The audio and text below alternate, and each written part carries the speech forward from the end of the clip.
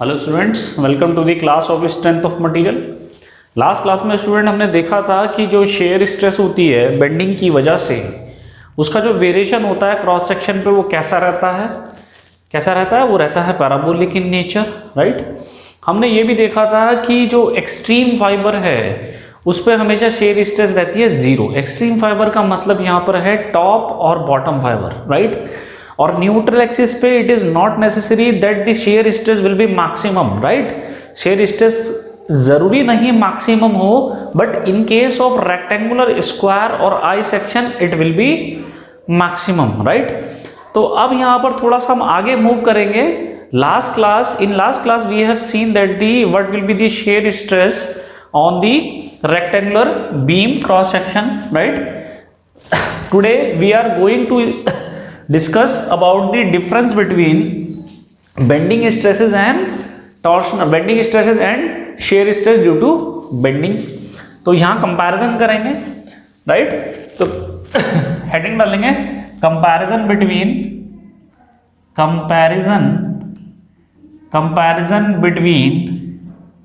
Important है, पता होना चाहिए।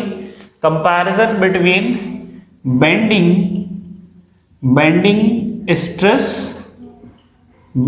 Stress and shear stress. ये कौन सी स्ट्रेस की बात कर रहे हैं हम?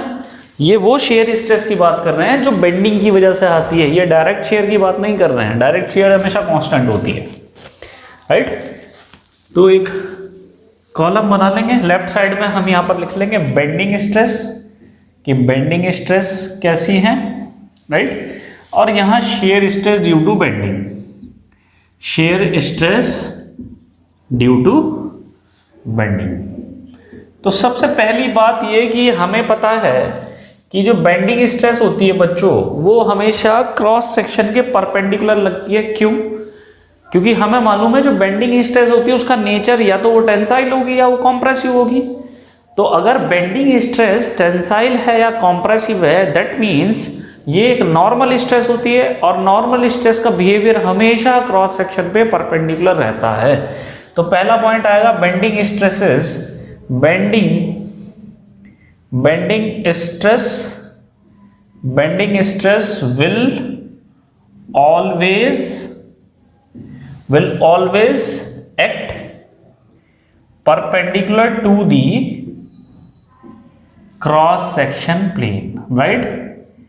क्योंकि ये नेचर क्या होता है, ये नॉर्मल स्ट्रेस होती है। इसमें फर्स्ट पॉइंट क्या आएगा बच्चों, शेयर स्ट्रेस जो होती है वो बेंडिंग की वजह से तो क्रिएट हो रही है, लेकिन बीम पे कौन सा फोर्स होता है, वो होता है शेयर फोर्स, क्योंकि वो बीम के क्रॉस सेक्शन के पैरेलल लग रहा है, राइट। जो पॉइंट लोड हम दिखाते हैं कैंटिलीवर बीम में और सिंपली सपोर्टेड बीम में, वो हमेशा डाउनवर्ड डायरेक्शन पे लगता है।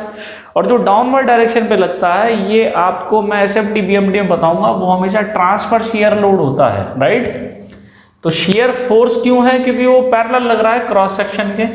तो जो शेयर स्ट्रेस का जो नेचर होगा वो हमेशा होगा parallel to the cross section, यानी कि shear stress will always act parallel to the cross section plane, right। पहला बेसिक डिफरेंस हमें ये मालूम हो गया, राइट। दूसरा बेसिक डिफरेंस क्या है, हमें मालूम है कि जो बेंडिंग स्ट्रेस होती है स्टूडेंट, उसका जो नेचर है क्रॉस सेक्शन पे कैसे वेरी करती है, वो लीनियरली वेरी करती है, राइट। तो बेंडिंग स्ट्रेस का नेचर जो है वो क्या है, लीनियर इन नेचर। तो यहां पर लिखेंगे सेकंड पॉइंट में bending stress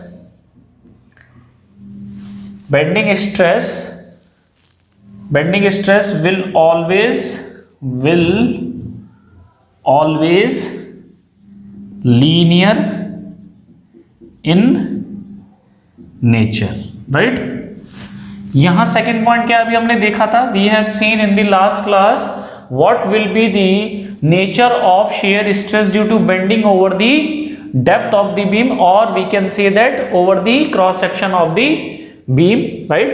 then second point in shear stress what क्या होगा, shear stress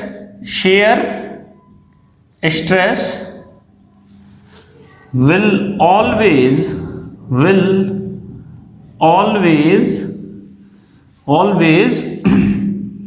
parabolic in nature, एक पॉइंट और जोड़ सकते हो आप, over the depth of the beam, over the depth of the beam. यहां भी हम ये पॉइंट जोड़ सकते हैं, linear nature over the depth of beam, right. ये पॉइंट हमें क्लियर हो गया। थर्ड पॉइंट क्या होना चाहिए? What will be the third point of bending stress? Student, as we know the bending stresses at the extreme fiber will always maximum, right? extreme fibers की क्या बात कर रहे हैं हम? extreme fiber यानी कि we are talking about top and bottom fiber, right? तो top and bottom fiber पे हमेशा क्या रहती है bending stresses? Maximum. Neutral axis पे क्या रहती है? 0, राइट। तो थर्ड पॉइंट हो जाएगा कि bending stress eight the extreme fibre will maximum, bending stress will be maximum at the extreme fiber। बच्चों यहाँ एक्सट्रीम फाइबर का क्या मतलब है? एक्सट्रीम फाइबर का मतलब है कि we are talking about the top और bottom fibre, right. The third point in the shear stress क्या हो जाएगा? थर्ड पॉइंट क्या हो जाएगा? क्या एक्सट्रीम फाइबर पे ये मैक्सिमम रहती है? No. Shear stress due to bending will always 0 at the extreme fiber, right. तो यहां लिखेंगे shear stress will be 0 at the extreme fiber,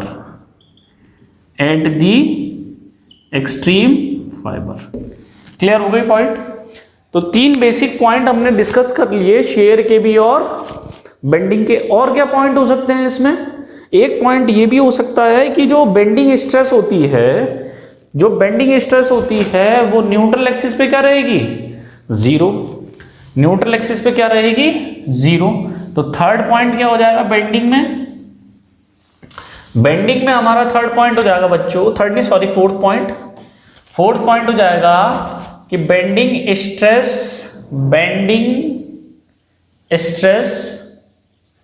will be 0 at the neutral axis, ठीक है। फोर्थ पॉइंट शेयर स्ट्रेस में क्या हो जाएगा? अगर हम शेयर स्ट्रेस के फोर्थ पॉइंट की बात करें, क्या न्यूट्रल एक्सिस पे मैक्सिमम रहती है? नहीं, जरूरी नहीं है। किस केस में रहती है? रेक्टेंगुलर, स्क्वायर और आई सेक्शन के केस में, राइट। तो फोर्थ पॉइंट क्या लिखेंगे shear stress at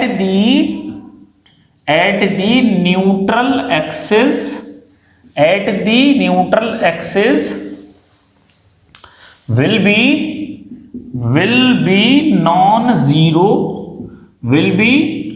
non-zero, right. और एक पॉइंट और ऐड कर सकते हैं इसमें, ठीक है। But maximum for rectangular, square and I section beam, right? I section beam, ठीक है स्टूडेंट। ये हो गया आपका फोर्थ पॉइंट शेयर स्ट्रेस में। और क्या हो सकता है बेसिक डिफरेंस? और क्या बेसिक डिफरेंस होता है, बात करते हैं। देखो, अगर हम नेचर की बात करें, वो तो लीनियर इन नेचर है बेंडिंग का। शेयर का पैराबोलिक है। लेकिन जो बेंडिंग स्ट्रेस होती है बच्चों, क्या वो क्रॉस सेक्शन की शेप पे डिपेंड करती है? ये देखना है हमें। जो शेयर स्ट्रेस होती है क्या वो क्रॉस सेक्शन की शेप पे डिपेंड करती है? ठीक है, पहले हम बात करते हैं बेंडिंग की। बेंडिंग में 5th पॉइंट होगा कि जो बेंडिंग स्ट्रेस है वो कभी डिपेंड नहीं करती शेप ऑफ क्रॉस सेक्शन, उसका नेचर वही रहता है। ठीक है, बेंडिंग स्ट्रेस हम ये भी कह सकते हैं, बेंडिंग स्ट्रेस जो है वो एरिया पे डिपेंड नहीं करती है। मैं बात आपको समझा चुका हूं। Bending stresses will not be depend upon the shape of cross section plane। इस बात को हम कैसे समझे? देखो, अगर मान लो हमारे पास एक रेक्टेंगुलर बीम है, ठीक है, तो इसका जो बेंडिंग स्ट्रेस का डायग्राम होगा वो कैसा बनेगा? वो बनेगा कुछ ऐसा, राइट। और मान लो आपके पास एक टी सेक्शन का बीम है, ठीक है, इसका भी बेंडिंग स्ट्रेस डायग्राम कैसा बनेगा? वो भी ऐसा ही बनेगा, राइट, वो भी ऐसा ही बनेगा। क्लियर है? तो अगर ये टेंसाइल है तो ये कॉम्प्रेसिव होगी, डिपेंड करेगा लोड कहाँ से लगा हुआ है। ये अगर टेंसाइल है तो ये भी कॉम्प्रेसिव होगी। ये जरूरी नहीं है कि ये पॉइंट और ये पॉइंट मैच करेगा, क्योंकि तो रेक्टेंगुलर है, ये ऊपर भी कहीं हो सकता है, क्योंकि ये सिमेट्रिकल सेक्शन है वाई एक्सिस के अबाउट, एक्स एक्सिस के अबाउट ये सिमेट्रिकल नहीं है, तो इसकी न्यूट्रल एक्सिस थोड़ा सा ऊपर होती है। खैर, समझने की बात यह है कि दोनों की जो शेप है, जो डायग्राम बन रहा है, इस डैश डायग्राम, वो लगभग एक जैसा बन रहा है, राइट। तो क्या शेयर स्ट्रेस में भी ऐसा होता है? शेयर स्ट्रेस में ऐसा नहीं होता है, इसको भी हम प्रूफ करेंगे। 5th पॉइंट क्या होगा कि जो शेयर स्ट्रेस होगी, शेयर स्ट्रेस डिस्ट्रीब्यूशन कहना चाहिए, वैसे यहां पे डिस्ट्रीब्यूशन भी जोड़ना चाहिए, distribution, right. Shear stress distribution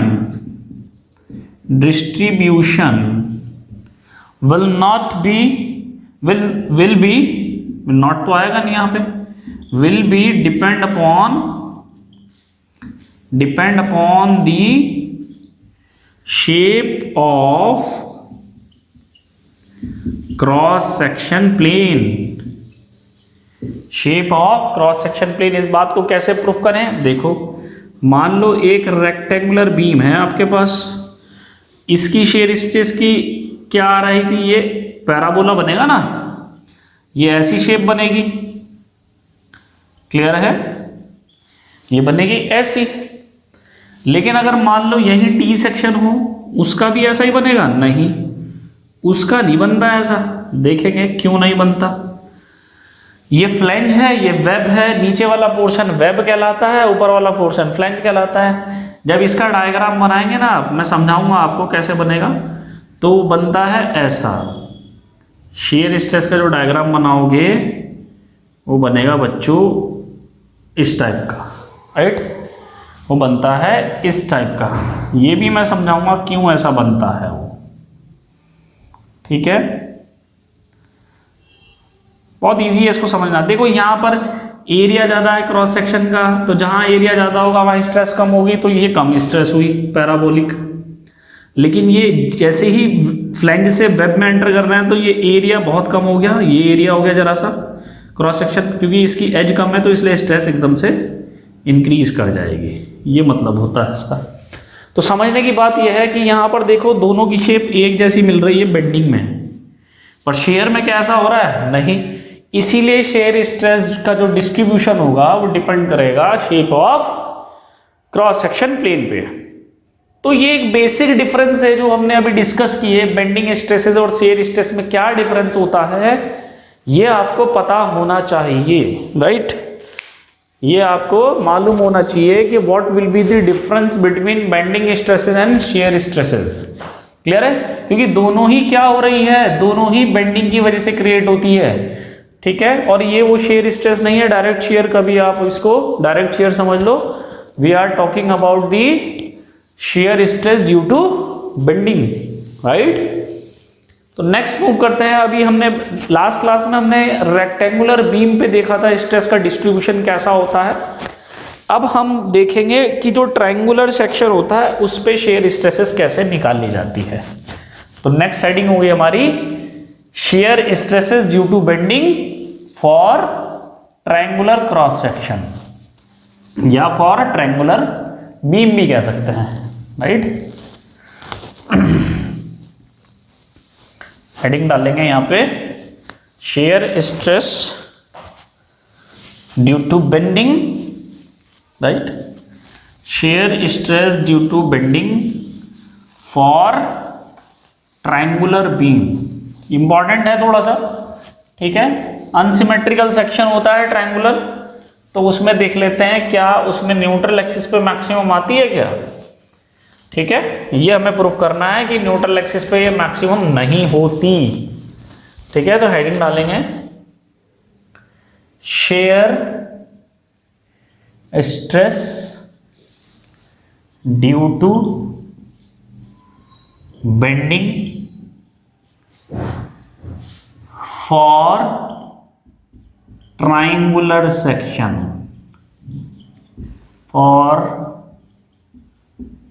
triangular section, right. देखते हैं, क्रॉस सेक्शन बनाएंगे। ये एक हमने ट्रायंगल बना दिया, ठीक है। ये हमने ट्रायंगल बना दिया जिसकी डेप्थ हमने मानी स्मॉल h, राइट। और जो बेस है ट्रायंगल का वो हमने मान लिया b। क्लियर है बच्चों। अब मैं यहां पर शेयर स्ट्रेस डिस्ट्रीब्यूशन चाहता हूं, तो मैं पहले हैचिंग एरिया बनाऊंगा। मैंने ये हैचिंग एरिया बना दिया कि पहले मैं यहां पर देखूंगा ये कितना है, ठीक है। और इसकी जो लेंथ है ऊपर से ये है स्मॉल y। अब ऊपर से क्यों लिए ये भी बताऊंगा, ठीक है, मुझे आसानी होगी समझने में, ठीक। अच्छा बच्चों, यहां पर समझने की बात यह है कि ये जो ट्रायंगुलर सेक्शन है इसकी न्यूट्रल एक्सिस कहां होगी, कहां होगी, इसकी मीडियन पे। और मीडियन ऊपर से कितना रहता है 2/3 पे, और नीचे से कितना रहता है 1/3 पे। तो यहां इसकी न्यूट्रल एक्सिस होगी, ये होगी हमारी न्यूट्रल एक्सिस। तो जब ये न्यूट्रल एक्सिस है तो ये लेंथ कितनी हो जाएगी बच्चों, ये हो जाएगी h/3, राइट। और ये लेंथ कितनी हो जाएगी, ये लेंथ हो जाएगी 2h/3, राइट, 2h/3। ठीक हो गई, ये बात समझ में आ गई। मान लो इसको हमने B1 मान लिया, ये जो H एरिया बनाया है हमने, इसकी जो हमने विड्थ है वो B1 मान ली, और ऊपर से y है ही है, ठीक है। तो सबसे पहले हम इस B1 को निकालेंगे बच्चों। B1 को कैसे निकालेंगे, लिखेंगे फ्रॉम इक्विलेटरल ट्रायंगल, ठीक है। प्रॉपर्टी लगाएंगे उसमें हम, ठीक है, प्रॉपर्टी लगाएंगे सिमिलर ट्रायंगल की, not equilateral triangle. From similar triangle, form similar triangle, ठीक है। कौन कौन सा बन रहा है नाम दे सकते हो आप इसको। ये हमने मान लिया A, ये B, ये C, ये D और ये E। तो सिमिलर ट्रायंगल कौन कौन से हुए हैं, सिमिलर ट्रायंगल हुए ट्रायंगल ABC, सिमिलर है ट्रायंगल ADE, ट्रायंगल ADE, यही तो सिमिलर है। तो देखो y/h, ठीक है, y/h जो हाइट है इस ट्रायंगल की डिवाइड बाय बड़े वाले ट्रायंगल की हाइट, और बेस है जो इस ट्रायंगल का डिवाइड बाय बड़े वाले ट्रायंगल का बेस। ये हमारी प्रॉपर्टी हमने लगा ली, सिमिलर ट्रायंगल की प्रॉपर्टी। तो यहां से हमने B1 निकाल लिया कि B1 जो है वो H एरिया की विड्थ आ गई, कितनी आ गई, B × y/h। इसको हमने मान लिया इक्वेशन 1। हमने विड्थ तो फाइंड आउट कर ली, राइट। अच्छा, एरिया क्या है बच्चों, एरिया ऑफ हैच्ड एरिया कितना है, हैच्ड एरिया, क्योंकि हमें जरूरत पड़ेगी सब में। हैच्ड एरिया आपके पास है capital A, half of triangle का एरिया कितना होता है, half of base into height. तो बेस कितना है B1, हाइट कितनी है स्मॉल y, V1 हम निकाल चुके हैं इन टर्म्स ऑफ B और H, ये पुट कर देंगे यहाँ पे, तो ये हो जाएगा हाफ ऑफ V1 की वैल्यू है B into small y divide by into small y, तो ये वैल्यू हो जाएगी B into y square by 2H। ये आपका एरिया आ गया, हेज्ड एरिया। ठीक है, नेक्स्ट हमें क्या निकालना होता है, वाई बार निकालना होता है। अच्छा, अब देखो वाई बार कैसे निकलेगा, वाई बार कैसे निकलेगा बच्चों, देखो ये जो आपने हेज्ड एरिया लिया है ये भी तो एक ट्रायंगल है, तो इसका सेंट्रॉइड क्या होगा, इसका सेंट्रॉइड होगा ऊपर से 2y/3, 2y/3, और नीचे से कितना होगा, नीचे से होगा y डिवाइड बाय 3। ठीक है, क्लियर है, y डिवाइड बाय 3। तो हमें ये डिस्टेंस निकालनी है, ये कि न्यूट्रल एक्सिस से हेज्ड एरिया का y बार कितना होगा। ठीक है, तो हम सेंट्रॉइड निकालेंगे, centroid of hedged area from neutral axis, y बार कितना हो जाएगा बच्चों, देखो ये कितना है, ठीक है, ये कितना है, यहां से यहां तक डिस्टेंस कितनी है, मान लो ये डिस्टेंस है आपकी y1। ठीक है, तो ये हो गया y1 प्लस ये कितना है, ये आपका है y/3। ठीक, अब y1 की वैल्यू क्या है, ये हमारा y1 है ना, तो y1 कितना आ जाएगा, हमें ये पता है कि ये 2h/3 है, इसमें से अगर हम y घटा देंगे तो हमारा y1 आ जाएगा। तो y1 की वैल्यू है 2h/3 माइनस y, प्लस का y/3 है इसके साथ, तो ये वैल्यू कितनी आ जाएगी, ये वैल्यू हो जाएगी आपकी 2h/3 माइनस ये कितना आ जाएगा 2y/3। यहां से हम 2/3 कॉमन ले सकते हैं बच्चों, यहां से हम 2/3 कॉमन लेंगे तो y बार कितना आ जाएगा। ठीक है, y बार कितना आएगा, y बार आ जाएगा आपके पास, y बार आ गया आपका 2/3 हमने कॉमन ले लिया, ये हो गया h माइनस y, ये हमारे पास y बार आ गया। ठीक है, अब हम शेयर स्ट्रेस का फॉर्मूला लगा के शेयर स्ट्रेस को कैलकुलेट कर सकते हैं। ठीक है, देखते हैं,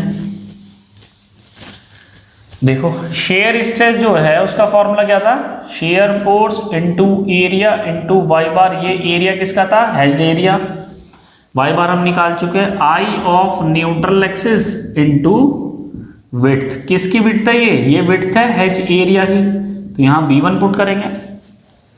ठीक है, यहां B1 पुट करेंगे, ठीक हो गई बात। अच्छा, I of neutral axis, I of neutral axis कितना होता है, I of neutral axis triangle का मैं लिखवा चूंगा, वो होगा BH⁻36। अब इसको सॉल्व कर लेते हैं कि जो शेयर स्ट्रेस होगी हमारी, shear stress P into area कितना आया था हमारा, एरिया आया था B into y square by 2H। ठीक है, B into y square by 2H।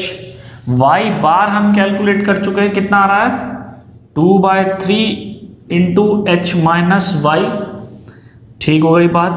Neutral axis के अबाउट मोमेंट ऑफ इनर्शिया है BH⁻36, और B1 हम निकाल चुके हैं, B1 कितना था, B1 था आपका B into small y divide by H, ये वैल्यू आ गई, क्लियर है, ये वैल्यू आ गई हमारी। इसको हम एक्सप्रेशन को सॉल्व करेंगे, देखो 2 से तो 2 कैंसिल आउट हो जाएगा। ठीक है, एक b यहां से कैंसिल आउट हो गया, एक y कैंसिल आउट हो गया, क्लियर है, एक h यहां से कैंसिल आउट हो गया, तो बचा क्या है, बचा यहां से p तो था ही, यहां पे p लिख दिया, यहां से क्या बचा, एक y और एक ये h जो है ये h की क्यूब बना देगा नीचे जाके। ठीक है ना, एक बचा p, एक y बच गया, यहां से y डिवाइड बाय h यहां से बचा। ठीक है, इस एक्सप्रेशन से यहाँ से क्या बचा 1/3 h माइनस वाई बचा। यहाँ से क्या बचा, यहाँ से बचा BH² डिवाइड बाय 36 और ये पूरा कैंसिल हो ही गया। इसको और सिंप्लीफाई कर देंगे। ठीक है, ये h जो है वो h की क्यूब बन जाएगा, ये h जो है वो h की क्यूब, इसको और सिंप्लीफाई करेंगे, ये h जो है h की क्यूब बन जाएगा। ठीक है, और 3 से 36 से 3 डिवाइड करेंगे तो आएगा 12, तो 12 ऊपर पहुंच जाएगा। क्लियर है, 12 बन जाएगा आपका ऊपर। ठीक है, इसको थोड़ा सा मैं रब करता हूं, देखते हैं। टाउ कितना आ गया, ये आ जाएगा आपका 12p, ठीक है, into y h minus y divide by BH³, ये वैल्यू बन जाएगी। ठीक है बच्चों, तो टाउ इज इक्वल टू कितना आ जाएगा, ये 12p, इसकी मल्टीप्लाई अंदर करेंगे, ये हो जाएगा hy minus y² divide by BH³। फिर से वही एक्सप्रेशन आ रहा है, y का स्क्वायर आ रहा है, इसका मतलब ये कि नेचर क्या रहेगा इसका, पैराबोलिक। नेचर क्या रहेगा, पैराबोलिक। ये स्ट्रेस आ गई। अब इसकी मैक्सिमम वैल्यू के लिए क्या करें, हमें इसकी मैक्सिमम वैल्यू चाहिए ना, तो फॉर टाउ मैक्स के लिए क्या करेंगे, टाउ मैक्स के लिए करेंगे d tau divide by d y क्या होना चाहिए 0। ठीक है, तो इसका डिफरेंशिएशन करेंगे, ये तो वैल्यू कांस्टेंट है पूरी, तो ये आ गया 12p डिवाइड बाय BH³, तो आ गया कांस्टेंट। ये वैल्यू कितनी हो जाएगी h, और ये वैल्यू हो जाएगी 2y इज इक्वल टू कितना हो जाएगा 0। अब ये वैल्यू क्या 0 हो सकती है, नहीं हो सकती, क्योंकि p की वैल्यू 0 नहीं है, b की वैल्यू 0 नहीं है, h की वैल्यू 0 नहीं है। तो जब ये वैल्यू 0 नहीं है, उनका प्रोडक्ट 0 है, तो इसको 0 होना है। तो हम h माइनस 2y को रखेंगे 0, तो y की वैल्यू आएगी यहां से h/2, यानी कि जो स्ट्रेस है, जो शेयर स्ट्रेस है, वो कहाँ मैक्सिमम होगी, वो कहाँ मैक्सिमम होगी, वो y की वैल्यू h/2 पे होगी। ठीक है, y की वैल्यू h/2 पे मैक्सिमम होगी। अच्छा बच्चों, समझने की बात एक ये है, क्या y की वैल्यू h/2 पे न्यूट्रल एक्सिस है, नहीं। y की वैल्यू यहां से, y कहां से वेरी कर रहा था, y जो हमने लिया था वो कहां से लिया था, वो लिया था हमने ऊपर से, राइट, वो लिया था हमने ऊपर से। तो जब y की वैल्यू 2h/3 होती तब वो न्यूट्रल एक्सिस पे आता, लेकिन ये y की वैल्यू h/2 आ रही है। इसका मतलब हमने प्रूफ किया कि न्यूट्रल एक्सिस पे, हमने क्या प्रूफ किया कि न्यूट्रल एक्सिस पे जरूरी नहीं कि शेयर स्ट्रेस क्या रहे, मैक्सिमम। क्लियर है, जरूरी नहीं शेयर स्ट्रेस क्या रहे, मैक्सिमम। यहां पर क्या आ रही है, y की वैल्यू h/2 पे आ रही है। इंपॉर्टेंट क्वेश्चन है, पूछा जाता है पेपर में। और शेयर स्ट्रेस का हमारे पास एक्सप्रेशन क्या था, शेयर स्ट्रेस का हमारे पास एक्सप्रेशन आया था 12p divide by BH³ hy minus y²। तो मैक्सिमम वैल्यू के लिए हम क्या करेंगे, y की वैल्यू h/2 पुट करेंगे, तो टाउ मैक्स हो जाएगा, तो 12p divide by BH³ into hy की वैल्यू कितनी है h/2, ये वैल्यू कितनी हो जाएगी h²/4। ठीक है, इसको हम सॉल्व कर लेंगे, ये हमें वैल्यू दे देगा कि ये कितनी वैल्यू होगी। ठीक है, तो मैक्सिमम जो स्ट्रेस आई हमारी कितनी आएगी, ये वैल्यू आ जाएगी 12p divide by BH³ into ये कितना आ जाएगा हमारा h²/4, ये वैल्यू आ जाएगी h²/4। ठीक है, अच्छा, तो ये आ जाएगा टाउ मैक्स इंटू कितना आ जाएगा 3 इंटू ये कितना आ जाएगा p/BH। क्लियर है, p/BH। समझ में आ रही है बात बच्चों, ये आ गया। अब ध्यान से समझना, जो मैं इंपॉर्टेंट बात बताने जा रहा हूं, अगर मुझे यहां पर एवरेज स्ट्रेस निकालनी होती तो वो कितनी होती, एवरेज स्ट्रेस हमेशा क्या होती है, force upon area. Area of triangle क्या होगा, P upon area of triangle होगा half of B into h, यही तो होगा, ये मेरी एवरेज स्ट्रेस होगी। ये पूरे ट्रायंगल का एरिया लेंगे हम एवरेज स्ट्रेस में, ठीक है। और ये कितना आ रहा है 3 into p upon b h, यानी कि अगर मुझे एवरेज स्ट्रेस में एक्सप्रेशन बनाना है तो मैं क्या करूं, मैं यहां पे 2 से ऊपर नीचे मल्टीप्लाई कर देता हूं, ठीक है। 2 से ऊपर नीचे मल्टीप्लाई कर देता हूं और इस एक्सप्रेशन को कैसे लिखूंगा, टॉ मैक्स बराबर कितना आ गया 3/2 into p divide by half of b into h लिख सकता हूं, इसे लिख सकता हूं। और ये कितनी है, ये हमारी एवरेज स्ट्रेस है, ये टोटल कितनी है, ये हमारी एवरेज स्ट्रेस है। तो जो मैक्सिमम स्ट्रेस आई वो आई हमारी 3/2 इंटू एवरेज स्ट्रेस, और ये मैक्सिमम स्ट्रेस कहाँ होगी eight y is equal to h/2, और ये जो y इजकल टू h/2 ये न्यूट्रल एक्सिस नहीं है, क्योंकि न्यूट्रल एक्सिस कहाँ है, न्यूट्रल एक्सिस जो लाई कर रही है बच्चों वो करेगी y की वैल्यू 2h/3 पे, कहां से, फ्रॉम दी टॉप, ये हमारी न्यूट्रल एक्सिस होगी। या हम कहे y की वैल्यू h/3 पे फ्रॉम दी बॉटम, ये हमारी न्यूट्रल एक्सिस होगी। लेकिन हमारा आ क्या रहा है, y की वैल्यू h/2 पे मैक्सिमम आ रही है, कितनी आ रही है 3/2 टाउ एवरेज, क्लियर है, 3/2 टाउ एवरेज, ये हमारी शेयर स्ट्रेस आ रही है मैक्सिमम, क्लियर है। तो ट्रायंगल के केस में हमने देखा कि y की वैल्यू h/2 पे आपकी जो शेयर स्ट्रेस रहती है वो 1.5 रहती है, किसकी, एवरेज की, किसकी, एवरेज की, क्लियर है, ठीक है। देखो इसको कैसे दिखाएंगे, अब इसका डिस्ट्रीब्यूशन भी देख लेते हैं ताकि और क्लियर हो जाए टॉपिक, ठीक है। देखो ये हमारा ट्रायंगल था, ठीक है, ये B है और ये जो हाइट है ये है इसकी h, ठीक। पहले हम एवरेज शेयर स्ट्रेस का डिस्ट्रीब्यूशन दिखाएंगे। एवरेज शेयर स्ट्रेस हमेशा कांस्टेंट होती है throughout the cross section plane, तो ये हो गई मेरी एवरेज, ठीक।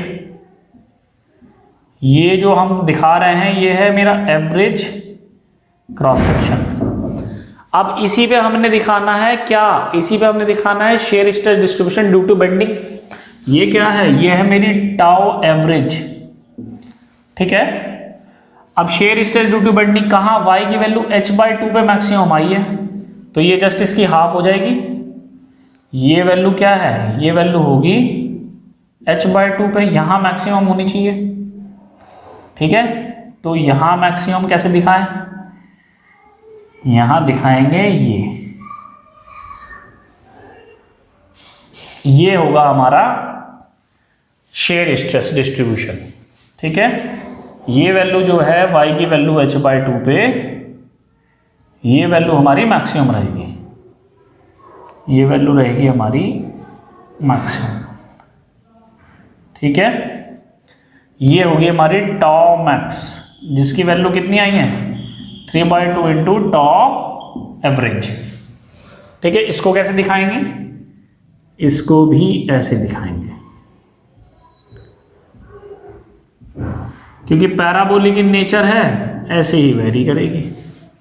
तो ये डिस्ट्रीब्यूशन हो गया हमारा, ये वो मैक्सिमम स्ट्रेस है जो बेंडिंग की वजह से आ रही है, ये मैक्सिमम स्ट्रेस जो है वो शेयर लोड की वजह से आती है, ठीक है। अच्छा, कब देखते हैं, जब हम बेंडिंग का इफेक्ट नहीं देख रहे हैं, यहाँ पर no bending effect, no bending effect, ठीक है। यहां पर हम बेंडिंग इफेक्ट कंसिडर कर रहे हैं। तो ये हमने शेयर स्ट्रेस निकाल ली बच्चों ड्यू टू बेंडिंग की फॉर ट्रायंगुलर क्रॉस सेक्शन, ठीक है। अच्छा, एक जनरल फॉर्मूला भी देख लेते हैं जो पेपर में पूछा जाता है। जैसे अभी हमने 2 का करके दिखाया, रेक्टेंगुलर का भी, ट्रायंगुलर क्रॉस सेक्शन का भी, ऐसे ही सभी सेक्शंस का कैलकुलेट किया जाता है, ठीक है। ऐसे ही सभी सेक्शन का कैलकुलेट की जाती है आपकी shear stress due to bending. तो यहां पर क्या लिखे हैं, नोट करके लिखे हैं, इंपॉर्टेंट है, ठीक, कि जो मैक्सिमम शेयर स्ट्रेस है वो होगा K टाइम्स इनटू एवरेज। ये बड़ा इंपॉर्टेंट है क्योंकि पेपर में यही आता है, ठीक है। तो जो K की वैल्यू होगी वो होगी 3/2 for rectangular comma triangular and square section. ध्यान रखना बच्चों, इस K की वैल्यू कितनी होती है, 3/2, ठीक है।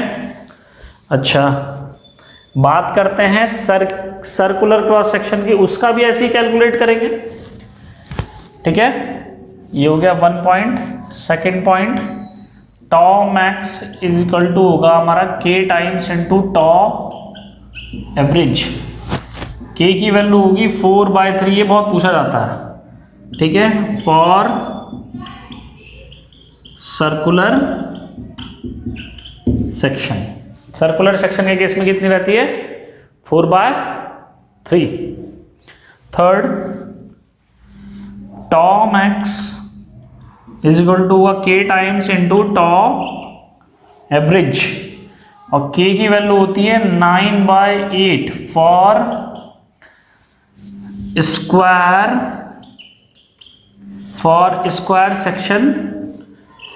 Square section with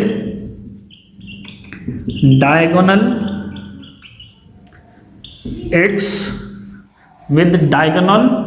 as its base। ये इंपॉर्टेंट है, जैसा बेंडिंग में देखा था वैसे यहां भी देखेंगे। तो ये कंपटीशन के ये कंपटीशन के पॉइंट ऑफ व्यू से बड़ा इंपॉर्टेंट है, क्योंकि पेपर में यही पूछा जाता है कि K की वैल्यू कितनी रहती है। यहाँ तो मैंने K करके लिखवा दिया, आपको ये वैल्यू ध्यान रखनी चाहिए, 4/3 सर्कुलर में रहती है एवरेज की, ट्रायंगुलर के और रेक्टेंगुलर और स्क्वायर सेक्शन के केस में 3/2 रहती है। स्क्वायर सेक्शन अगर बेस जो डायगोनल है स्क्वायर सेक्शन का, अगर उसको हम बेस मान ले तो उस केस में 9/8 रहती है। तो धीरे धीरे ये चीज़ें हम देखेंगे, इसका भी मैं अभी करवाऊंगा, स्क्वायर सेक्शन का कैसे कैलकुलेट करते हैं वो भी चीज़ हम देखेंगे, राइट, कि उसको हम कैसे कैलकुलेट करते हैं। तो ये बहुत इंपॉर्टेंट है जो आपको ध्यान रखनी है, वेरी वेरी वेरी इंपॉर्टेंट, ठीक है। मूव करते हैं, स्क्वायर सेक्शन देख लेते हैं कि स्क्वायर सेक्शन जो है उसका कैसे कैलकुलेट करते हैं, वो इंपॉर्टेंट है, ठीक है। फिर कुछ शेप्स हैं जो हमें दिखानी होती है, वो शेप्स ध्यान में होनी चाहिए आपको, उसको भी देखेंगे, वो पूरी एक लेक्चर लेगी, ठीक है। देखते हैं, जिस तरह से अभी कैलकुलेशन की है वैसे ही कैलकुलेशन होनी है। हेडिंग डालेंगे, shear stress due to bending for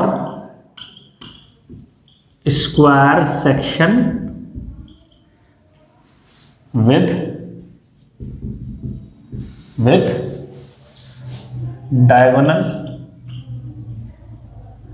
as its base, ठीक है। ये बड़ा आसान है, इसमें 2 ट्रायंगल बन जाते हैं बस, है कुछ नहीं है, एक ट्रायंगल ऊपर एक ट्रायंगल नीचे, ये हमारे डायगोनल हो गए, ठीक है। स्क्वायर सेक्शन को टिल्ट किया और जो डायगोनल थे वो आमने सामने आ जाएंगे इस टाइप से, ठीक है बच्चों। अब मान लो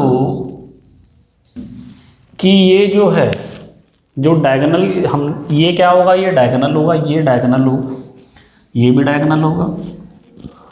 मान लो हमने डायगोनल को माना h, ठीक है, डायगोनल को हमने क्या कर दिया, h मान लिया, ठीक है।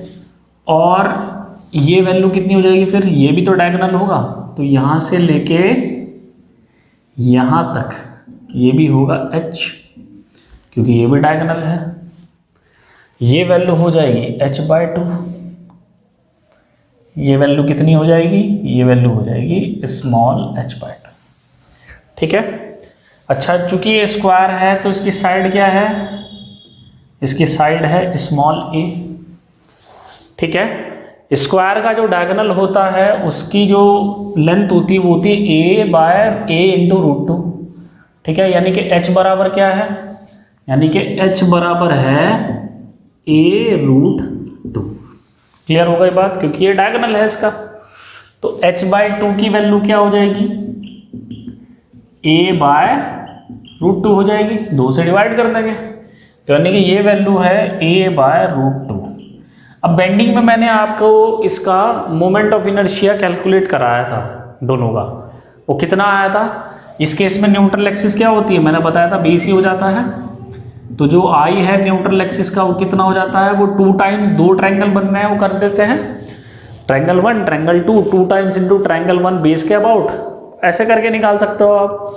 मैं डायरेक्ट बता देता हूँ आपको in terms of side of square बताया था मैंने, कितना होता है a⁴ डिवाइड बाय 12। पीछे बेंडिंग में मैंने करवाया है, जब मोमेंट ऑफ रेजिस्टेंस कैलकुलेट किया तो ये आता है। इन टर्म्स ऑफ h कितना हो जाएगा, a की वैल्यू कितनी है, अगर a की वैल्यू यहाँ से निकालें तो ये वैल्यू आ जाएगी h/√2, यहाँ रख सकते हैं। ये वैल्यू आ जाएगी h⁴, √2⁴ कितना हो जाएगा 4, और ये कितना हो जाएगा 48। ठीक, ये वैल्यू हो गई हमारी न्यूट्रल एक्सिस की। अब हम क्या करें, सेम प्रोसीजर, एक हैच्ड एरिया लेंगे। मान लिया हमने ये एरिया लिया है, राइट, ये हमने एरिया लिया है। सेम जैसे ट्रायंगल का लेके चल रहे थे वैसे इसका लेके चलेंगे। ठीक है, जैसे ट्रायंगल का लेके चलेंगे वैसे ही इसका भी लेके चलेंगे। तो मान लो ये h है, इसको हमने मान लिया b1, ये हो गई हमारी y। ठीक, ये हो गई हमारी y। तो b1 की वैल्यू कितनी हो जाएगी बच्चों, b1 की वैल्यू कितनी हो जाएगी, b1 की वैल्यू हो जाएगी, जैसे हमने पीछे निकाली है, ये h है, ये b1 है, तो b1 की वैल्यू हो जाएगी हमारी, ये y है, तो ये हो जाएगी हमारी h।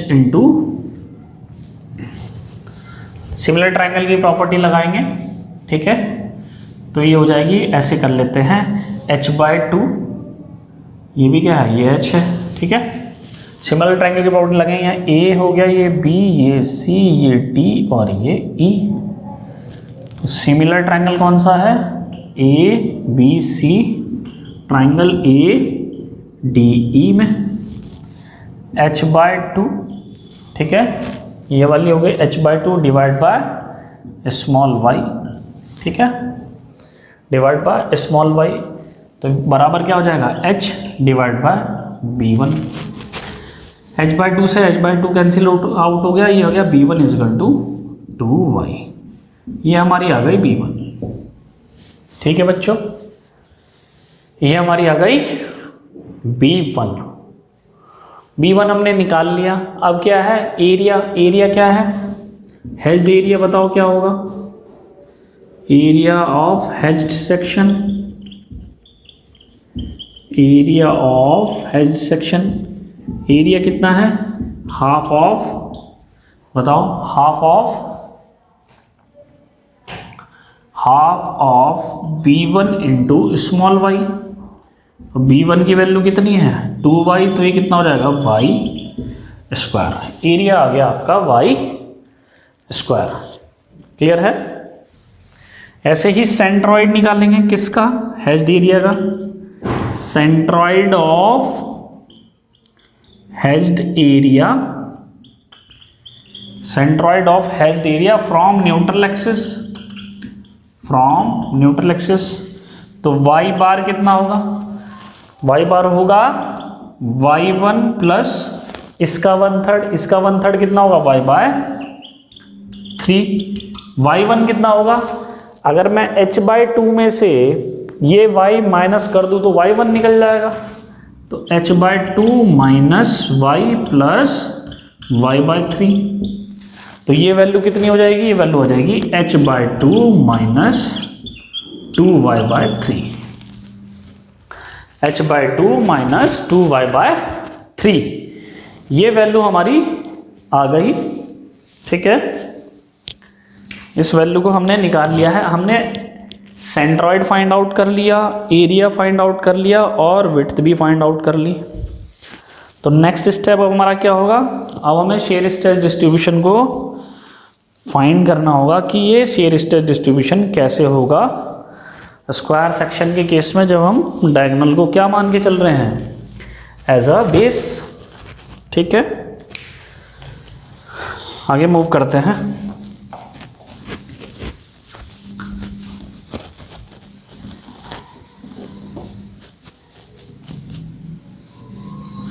ठीक है, देखिए अब क्या होगा बच्चों, हमें पता है हमने क्या क्या निकाल लिया। B1 हमारा क्या आ गया, B1 आ गया हमारा 2y, एरिया कितना आ गया y², और सेंट्रॉइड हो गया y बार कितना आया h/2 माइनस 2/3। तो हमें पता है जो शेयर स्ट्रेस का डिस्ट्रीब्यूशन है वो P into A into y bar divide by I of neutral axis into B1। ठीक है, आई ऑफ न्यूट्रल एक्सिस हमें पता ही है कितना है, आई ऑफ न्यूट्रल एक्सिस है हमारा h⁴/48, ये हम निकाल चुके हैं, h⁴/48 यहाँ पुट करेंगे। टाउ इजगल टू कितना हो जाएगा, P इंटू एरिया कितना आया है y², y बार की वैल्यू कितनी है h/2 minus 2y/3 divide by neutral axis के about moment of inertia h⁴ divide by 48 into B1 है 2y। इसको सॉल्व करेंगे, ये वैल्यू कितनी आएगी, y से y कैंसिल आउट कर दिया हमने, इसको हमने कैंसिल आउट कर दिया 24, ये पहुंच गया ऊपर। तो जो शेयर स्ट्रेस है वो कितनी आ गई 24p। ठीक है, y से मल्टीप्लाई कर देंगे, y से जब मल्टीप्लाई करेंगे हो जाएगा hy divide by 2 minus 2y² divide by 3 divide, ये वैल्यू कितनी बची यहाँ से h⁴। ठीक है, ये मेरी शेयर स्ट्रेस आ गई, ये हो गई हमारी इक्वेशन 1।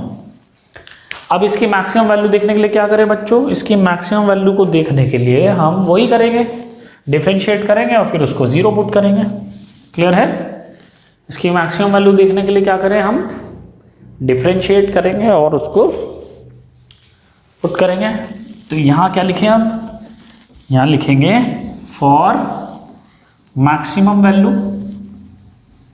फॉर टाउ मैक्स के लिए क्या करें, d tau divide by d y क्या होना चाहिए, मस्ट बी 0।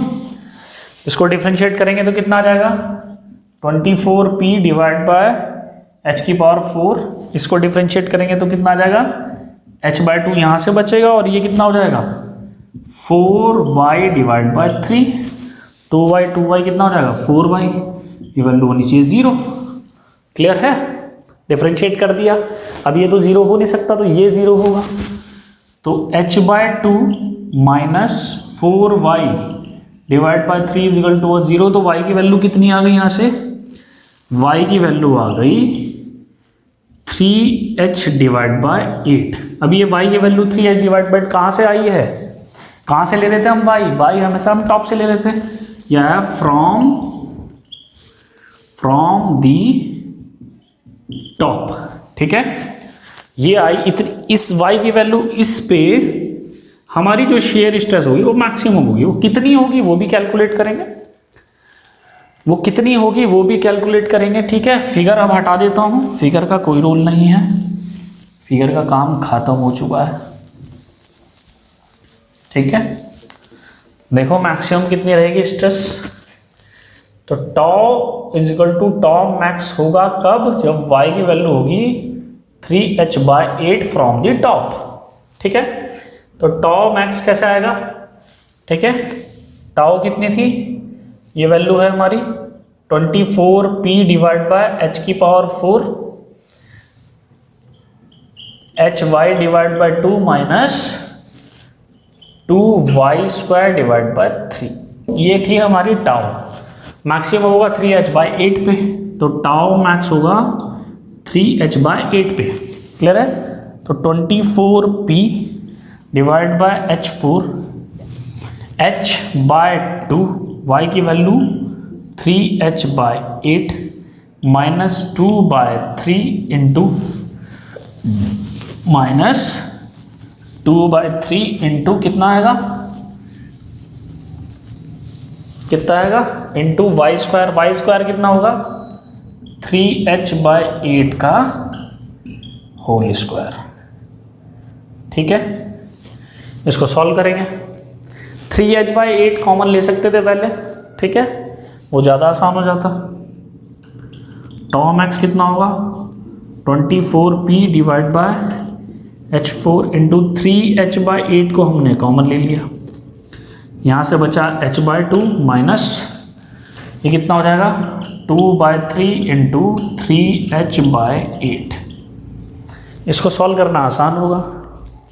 ठीक है, देखो 8 से 24 जाएगा, कितना आ जाएगा 3, यहाँ से एक h कट गया, ये आ गया क्यूब। ठीक है, यहाँ से एक h और कॉमन ले सकते थे, ये h क्या होगा, ये h हो जाएगा बाहर। ठीक है, ये h हो गया बाहर, और ये जो h है ये इससे कैंसिल आउट के बन गया जाएगा स्क्वायर। ठीक हो गई बात। अच्छा, ये 3 इससे कट जाएगा और ये कट जाएगा, तो ये आ जाएगा 1/4, और ये पूरी वैल्यू कितनी हो जाएगी, ये वैल्यू आ जाएगी हमारी 1/2 माइनस 1/4 कितना हो जाएगा, ये वैल्यू आ जाएगी 4 - 2 डिवाइड बाय 4 यानी कि 1/, ये वैल्यू कितनी आ जाएगी, यहाँ 4 LCM आ जाएगा, ये 2 हो जाएगा, ये 1 हो जाएगा, यानी कि हो जाएगा 1/4। तो ये वैल्यू कितनी आ गई, ये वैल्यू आ गई 1/4। तो 3 और 3 कितना हो जाएगा 9, ये आ गई 9/4, और ये वैल्यू आ जाएगी p डिवाइड बाय h²। ये तो मैक्सिमम वैल्यू हो गई। अच्छा, एवरेज कितनी होगी, एवरेज होगी p divide by total area. Triangle 2 थे उसमें, तो टोटल एरिया बच्चों कितना हो जाएगा 2 इंटू हाफ ऑफ बेस कितना है h, और हाइट कितनी है उस फिगर में h/2। क्लियर है? तो जो टोटल एरिया है वो कितना आ गया, वो आ जाएगा h²/2। यहाँ क्या बन रहा है, ठीक है, यहाँ क्या बन रहा है h²। तो अगर मैं इसमें 2 से ऊपर नीचे गुणा कर दूं और इस 2 को इसके साथ ले लूं, तो क्या हो जाएगा, टॉम एक्स इक्वल टू हो जाएगा 9/8 इंटू p/हाफ ऑफ h², और ये वैल्यू जो है वो क्या आ जाएगी, एवरेज स्ट्रेस है।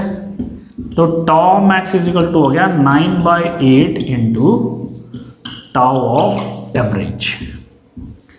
ठीक है, तो मैंने बताया था, लिखवाया था कि k की वैल्यू कितनी रहती है 9/8 रहती है। किस केस में, स्क्वायर डायगोनल, स्क्वायर सेक्शन के केस में, जब उसके डायगोनल को क्या माने, बेस माने। अच्छा, ये जो एवरेज स्ट्रेस है ये चेक करते हैं पहले, ये एवरेज स्ट्रेस कहाँ रहती है। ठीक है, ये जो मैक्सिमम स्ट्रेस है हमने तो चेक कर लिया है, वो किस पे आ रही है 3h/8 पे आ रही है। ये जो मैक्सिमम स्ट्रेस है ये किस पे आ रही है 3h/8 पे आ रही है। ठीक है, क्लियर है। अच्छा, एक चीज और चेक करते हैं, जो हमारा टॉ का रिलेशन था कि जो उसमें न्यूट्रल एक्सिस है वो, चलो वैसे उसको ज़रूरत नहीं है चेक करने की, ठीक है, ज़रूरत नहीं है उसको चेक करने की, क्योंकि न्यूट्रल एक्सिस पे जो भी रहेगी वो तो थ्रू आउट कॉन्स्टेंट ही रहेगी। ठीक है, अच्छा, ये हमने सॉल्व कर लिया। तो यानी कि जब हम स्क्वायर सेक्शन की बात करेंगे तो क्या होगा, स्क्वायर सेक्शन की बात करेंगे तो क्या होगा बच्चों, कि जो मैक्सिमम स्ट्रेस होगी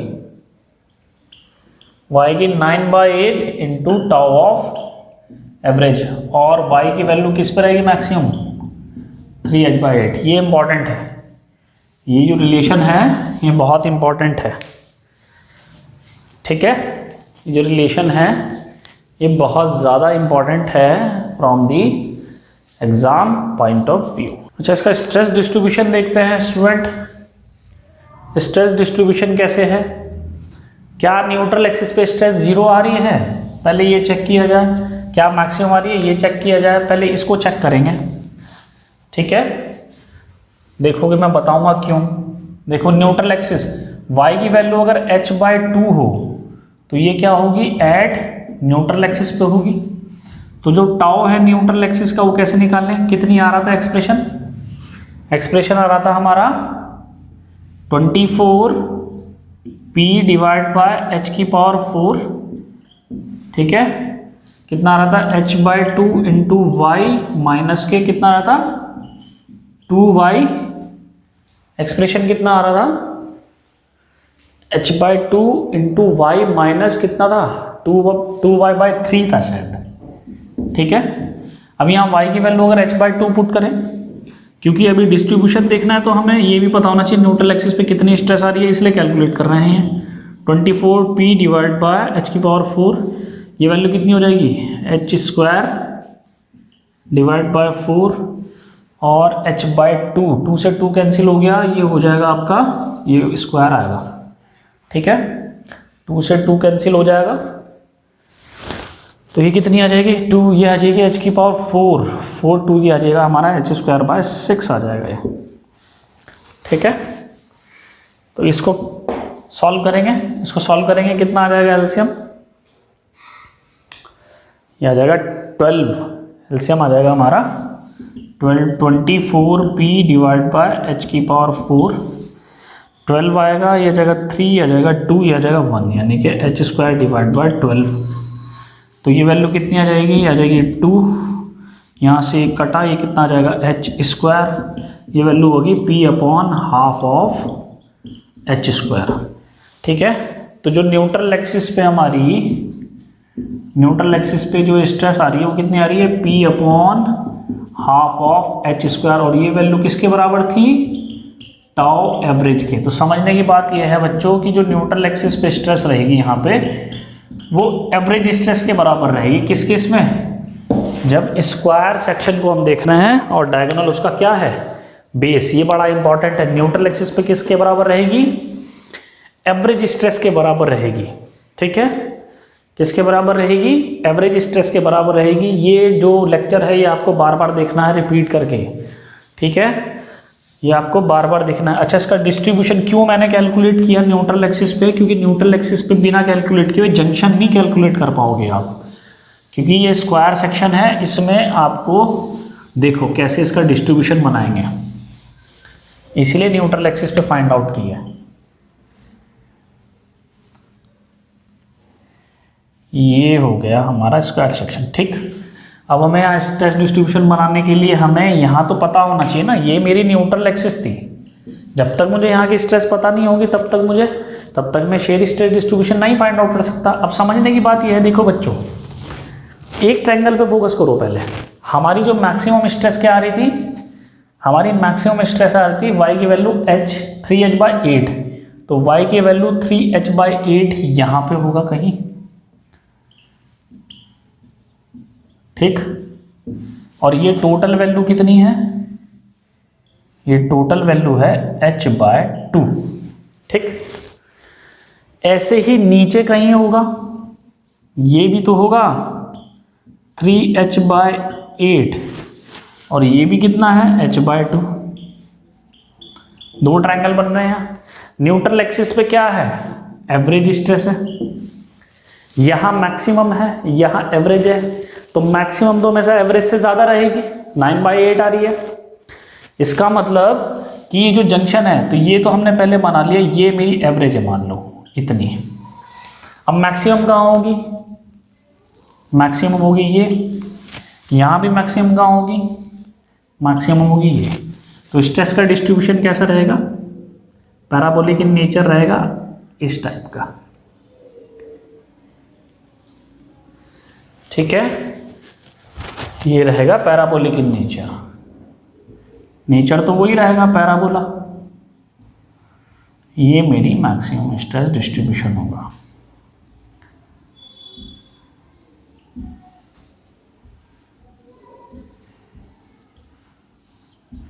क्लियर है? ये कितनी होगी, ये होगी टाउ एवरेज, ये जो लाइन बनाई है मैंने ये होगी टाउ एवरेज, और ये कितनी है, ये है मेरी मैक्सिमम, जिसकी वैल्यू है 9/8 इंटू टाउ एवरेज। ये भी वैल्यू कितनी होगी, maximum 9/8 into tau average. Clear है बच्चों? तो बी बनेगा बेसिकली। इनकी शेप्स मालूम होनी चाहिए बच्चों आपको, ठीक है? इनकी शेप मालूम होनी चाहिए कि शेयर स्ट्रेस डिस्ट्रीब्यूशन की क्या शेप रहती है। इस केस में square section with diagonal as its base. तो आई होप बच्चों आज आपको ये लेक्चर थोड़ा बहुत समझ में आया हो। मुझे मालूम है ये थोड़ा सा नया टॉपिक होता है, लेकिन आपके पास सबसे बड़ा एडवांटेज ये है कि आपके पास वीडियो है, आप इसको कितनी बार भी प्ले करके देख सकते हैं, राइट? आप इसको कितनी बार भी प्ले करके देख सकते हैं, एक एक चीज़ आपको समझ में आएगी, ठीक है? तो मेहनत कीजिए बच्चों, मेहनत नहीं करोगे तो पीछे रह जाओगे, ठीक है? तो आई होप ये वीडियो जो है मैंने आज बनाया है और जो ये टॉपिक हमने डिस्कस किया है आपको बहुत अच्छे से समझ में आया हो। थोड़ी सी आज मेरी स्पीड थोड़ी सी तेज़ थी, राइट? तो आप इसको रिवाइज़ कीजिए बार बार, जितना ज़्यादा रिवाइज़ करोगे उतना ज़्यादा आपके कॉन्सेप्ट अच्छे होंगे। तो नेक्स्ट वीडियो में मिलते हैं। Thank you very much.